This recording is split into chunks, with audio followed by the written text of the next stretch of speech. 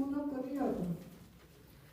Recién fue gracias a una experiencia de Joule, primero fue Rutherford o Thomson el que lo hizo, y él, por ejemplo, estaba torneando para hacer cañones de metal y se daba cuenta que cuando el trépano giraba para sacar viruta y hacer el orificio del cañón, se generaba calor. Entonces ahí fue la primera vez que se pensó que el trabajo podía llegar a tener algo que ver con el calor.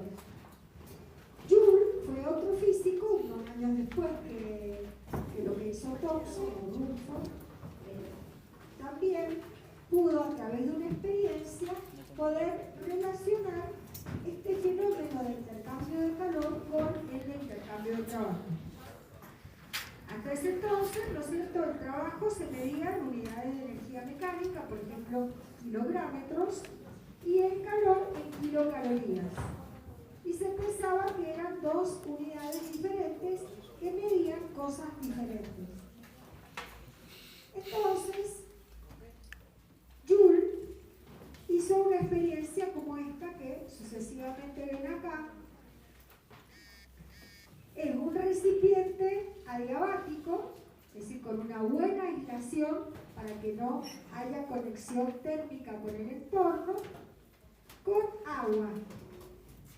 El agua tenía un agitador que se movía gracias al trabajo mecánico que imprimía esta pesa al caer.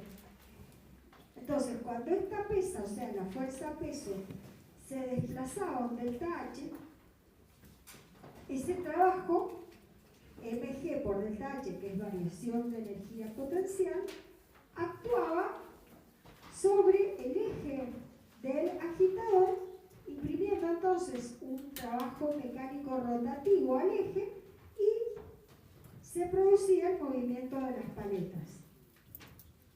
Y él pudo medir, gracias a construir termómetros con mucha sensibilidad en la lectura, que siempre que hacía o desplazaba un delta H igual a la pesa, la energía que podía medir como calor en el agua que estaba dentro del recipiente era la misma. Es decir, primera conclusión es, no son fenómenos inconexos. Acá hay algo que pasa, que siempre que se le entrega el mismo trabajo mecánico al eje, el calor que se puede medir, que recibió o que pudo medirse a través del salto térmico en la sustancia agua, es el mismo. Observen que lo que ingresa al sistema es trabajo de eje, porque el recipiente es aislado, no le está ingresando calor, sino que él, a través de esta creencia o hipótesis del calórico, podía medir que había un calórico acá desarrollado gracias al cálculo de M por C por delta T. Entonces, de esta forma, repitiendo este ensayo una gran cantidad de veces, pudo demostrar a la comunidad científica, que en principio no lo tomaron en cuenta, llevó años hasta que le hicieron caso a esta experiencia, pero pudo, digamos, presentar a la comunidad científica esta, digamos, ley o este nuevo concepto del calor, y es que el calor no era una sustancia, estaba también relacionado con la energía, y que él pudo ver que siempre que le transmitiera 427 kilográmetros al agua, se generaba una kilocaloría de calor. Es decir, que los kilográmetros y las kilocalorías estaban midiendo algo que era similar y que había una proporcionalidad directa, que estaban relacionados, que estaban conectados. Entonces, de esta forma, él pudo postular que el calor no era una sustancia, sino que era también energía, igual que el trabajo, y que se podía medir si querían en kilocalorías o también si querían en unidades de energía, como kilográmetro de trabajo mecánico, porque había una proporcionalidad directa entre las kilocalorías y el Entonces, gracias a esta experiencia, pudo aceptarse que el calor era también energía. Bien. Ahora vamos a ver qué pasa con los intercambios de calor y trabajo en transformaciones cerradas. Recordemos que una transformación cerrada es una sucesión de estados de equilibrio que empiezan y terminan en el mismo punto. Esto se le llama también un ciclo. Es decir, el sistema va cambiando de estado, si lo estamos pudiendo graficar es que son todos estados de equilibrio, va cambiando de un estado a otro, de un estado a otro, de un estado a otro, pero de forma tal que luego vuelve nuevamente a su estado de equilibrio inicial. Esto es una transformación cerrada o ciclo. Entonces, para tener idea qué pasa con el calor y el trabajo en transformaciones cíclicas, vamos a aprovechar este ensayo que hizo Joule y vamos a ver qué pasa cuando queremos que el sistema agua que está en el interior de este recipiente lo vamos haciendo transformar hasta que describa un ciclo, es decir, vuelva a recuperar el estado inicial. Bien. Supongamos que el agua inicialmente está a una determinada temperatura, por ejemplo 15 grados. Entonces, que gracias a la caída de la pesa, un cierto delta H, se le transmite un trabajo al eje del agitador. Entonces, como consecuencia de que recibe el sistema agua ese trabajo W1 por la caída de la pesa, ya su temperatura cambia, su estado cambia. De los 15 grados que tenía inicialmente, por ejemplo, a 40, gracias al ingreso del trabajo. Por el eje se gira. ¿Cómo se puede cuantificar esa cantidad de trabajo? De dos formas. Una es con el mg delta H, u otra, si queremos medir la kilocaloría, con el producto de la masa, por el C del agua, por el delta T. Hay una proporcionalidad directa. Si los dos se miden en kilogramos, el número es el mismo. Bien. Entonces, para sacar el agua de su estado de equilibrio de 15 y llevarlo a 40, se logró gracias a un ingreso de trabajo a través de la rotación del eje y se pudo cuantificar a través del MC delta T la magnitud de ese trabajo ingresado. Si queremos que vuelva el sistema agua a su estado inicial, hay que ver la forma de recuperar nuevamente la temperatura de 15. Si volviéramos a ingresarle trabajo mecánico, para poder volver a 15, cada vez que hagamos caer la pesa, ¿qué es lo que va a pasar? Va a rotar y por lo tanto por la viscosidad del agua se va a seguir calentando. Entonces, había que dejar la pesa quieta y lograr que la temperatura baje de 40 a 15. Por ejemplo, poniendo en contacto al recipiente con un foco calorífico a 15 grados. Por lo tanto, había que sacar una de las paredes aisladas del recipiente para poderlo poner en contacto, por ejemplo, con un foco que podría ser una gran pileta con agua a 15 grados, ponerlo esto dentro de esa pileta y esperar que el calor fluya de 40 a 15 hasta que nuevamente se ponga en equilibrio con el foco a 15. En esta segunda etapa, ¿cuál fue la energía que intercambió el sistema? ¿Calor o trabajo? Fue calor, porque fue debido a una fuerza impulsora que es la temperatura. ¿Y cómo lo podemos calcular a esa cantidad de calor? MC delta T. Sino que ahora la T final es 15 y la inicial es 40. El número va a ser exactamente igual al del trabajo, nada más que con signo contrario. ¿No es cierto?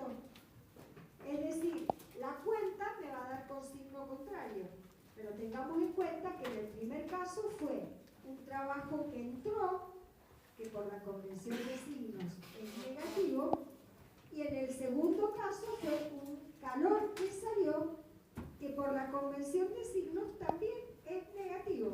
Entonces es igual el número y el signo. Bien. Un ejemplo de una transformación cíclica. Para poder volver el sistema al estado inicial, hubo que haber una cantidad de trabajo y de calor iguales. Ahora imaginemos otro ciclo diferente. Por ejemplo, que luego de producir el salto térmico por la caída de la pesa que agitó y llevó la temperatura a 40, que es este W2 que coincidiría con el W1, en lugar de poner ahora con un foco a 15, sacamos una de las paredes y lo ponemos, por ejemplo, en contacto al sistema con una barra de hielo. Entonces, la masa de agua no va a llegar al estado inicial, se va a pasar y va a llegar hasta el equilibrio térmico, que es 0 grados. No hemos logrado todavía el ciclo porque no estamos en el estado inicial. Para recuperar el estado inicial, podríamos entonces dejar caer la pesa a una cierta altura para que nuevamente el sistema recupere los 15 grados.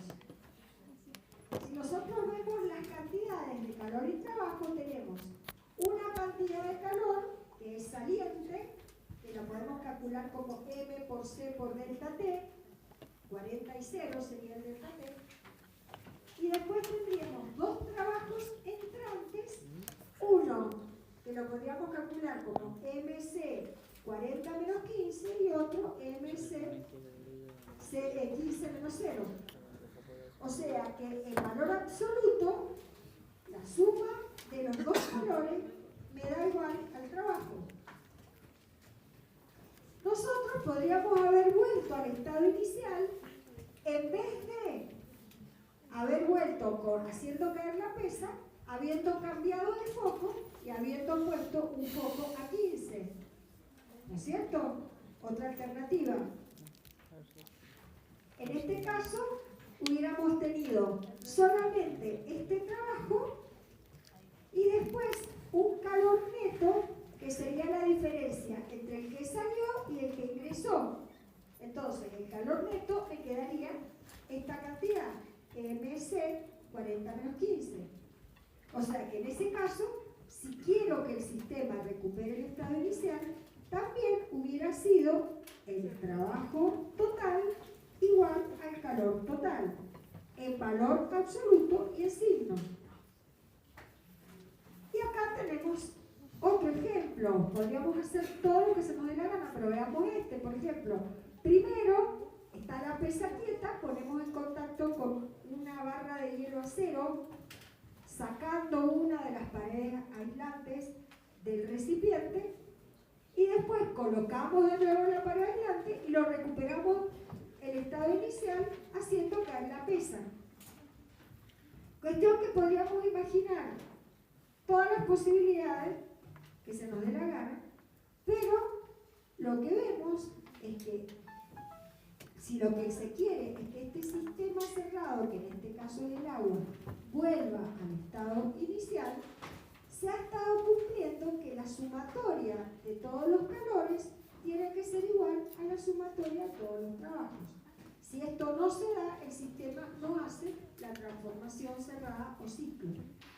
Es decir, que esta experiencia sería una forma experimental de poder llegar a esta conclusión que dice que la integral curvilínea cerrada de diferencial Q en un ciclo, por eso decimos curvilínea cerrada, porque es en una transformación cíclica, es igual o debe ser igual a la integral cerrada de diferencial W. Fíjense que tanto diferencial Q como diferencial W eran función de línea, por eso interesa la trayectoria. Por eso hacemos una integral sobre una trayectoria cerrada, porque la estamos analizando para el caso de ciclos. Y lo que experimentalmente se llegó a la conclusión es que en los ciclos se cumple aquella expresión que está allá, que la integral cerrada de diferencial Q es igual a la integral cerrada, o sea, a lo largo del ciclo de diferencial W. Recuerden que cuando nosotros hablamos de funciones que dependen de la trayectoria, no tienen diferencial exacta. Solamente tienen diferencial exacta las funciones que son de punto. Quiere decir que su variación se obtiene como suma de las variaciones de todas las variables independientes que influyen en esa propiedad. Ya lo vamos a volver a ver, pero por lo pronto estamos analizando calor y trabajo, que son funciones de línea. Y en una transformación cíclica se cumple, esto se ha visto por observación experimental, que la integral a lo largo del ciclo de diferencial Q es igual en signo y en valor a la integral a lo largo del ciclo de diferencial W.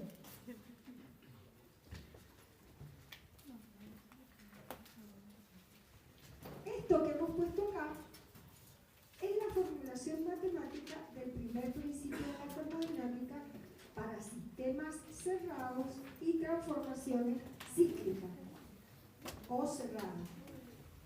Así como lo hemos escrito, ven que también lo podríamos escribir así, pero esto, Q del ciclo, significa la integral de diferencial Q a lo largo de cada una de las etapas o procesos o puntos que intervienen en el proceso cíclico. El hecho de escribirlo así es más sencillo para no tener que escribir integral cerrada de diferencial Q, integral cerrada de diferencial W. Bien. Veamos ahora si en lugar de tener una transformación cerrada, como toda esta, lo vamos a analizar qué pasa cuando tenemos transformaciones que no son cerradas. Para poder llegar a esa conclusión vamos a partir del ciclo negro completo. Como es un ciclo, cumple aquella expresión que a lo largo de todo el ciclo la integral de diferencial Q es igual a la integral de diferencial W. Pasamos restando, me queda igual a 0. Como los integrandos cumplen la propiedad asociativa, podemos asociar y me queda que la integral de diferencial Q menos diferencial W a lo largo del ciclo, la resta es 0. Además, también es propiedad de las integrales dividir la trayectoria, se puede dividir en dos partes. Entonces la dividimos a la completa como la suma de este pedazo de 1 a 2 por A más de 2 a 1 por B. Todo esto es lícito y válido para las integrales. Si nosotros pasamos el segundo sumando al otro miembro, lo tenemos que hacer con el signo cambiado. Y si queremos que no quede signo negativo, invertimos los límites de integración. Entonces me queda que la integral de esta diferencia de 1 a 2 por A es igual a la integral de la misma diferencia desde 1 a 2, pero por B. O sea que el resultado de esta integral da lo mismo hacerlo de 1 a 2 por el camino A o de 1 a 2 por el camino B. El resultado es el mismo. No importa si es 1 a 2 o 1 b 2. Si hubiéramos partido de otro ciclo que fuera 1 a 2 C1, hacemos todo lo mismo y hubiéramos llegado que da lo mismo hacer de 1 a 2 por A que de 1 a 2 por C. Como podemos imaginar, todas las posibilidades que se nos dé la gana de retorno, y siempre vamos a llegar que de 1 a 2 por A es igual a de 1 a 2 por cualquier otro camino, llegamos a la conclusión de que esta diferencia no depende del camino, depende solamente del estado inicial y final. Que no dependa del camino quiere decir que no es